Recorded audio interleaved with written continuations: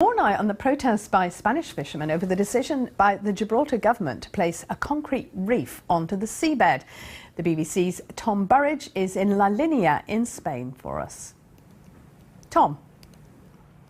Well, this is a southern tip of southern Spain, and you can obviously just see across the water, that's the Rock of Gibraltar, the British territory. It's been British for 300 years. It was handed from the Spanish to the British in a peace treaty back in 1713. If you just come back down here, you'll begin to see in a second these Spanish fishing boats. They're obviously very calm at the moment. They've got their Spanish flags fluttering in the wind.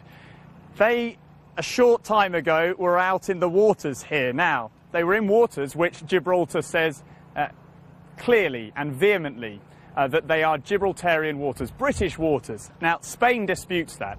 And there comes the crux of this problem, the crux of the issue.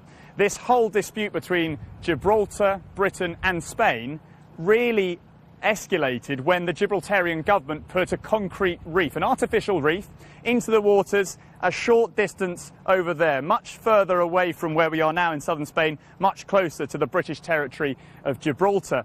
That concrete reef was put into the water, the Gibraltarian government says, to regenerate the marine life in that particular part of the waters.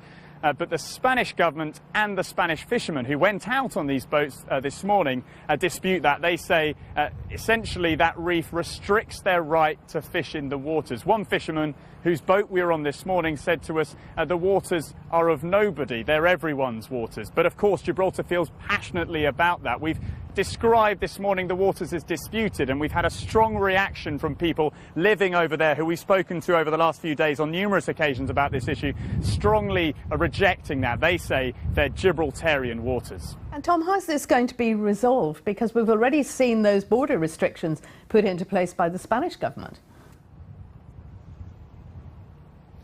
Well, that's the other side of this story at the moment, Martine. Just over to our right even, up the coast here, if you travel along La Linea, which is the border town here in southern Spain, if you go up there, you hit that border. And of course on the BBC we've been showing people the images of those queues on a number of occasions over the last few days. Long queues because the Spanish authorities have put in extra checks ever since this dispute escalated essentially.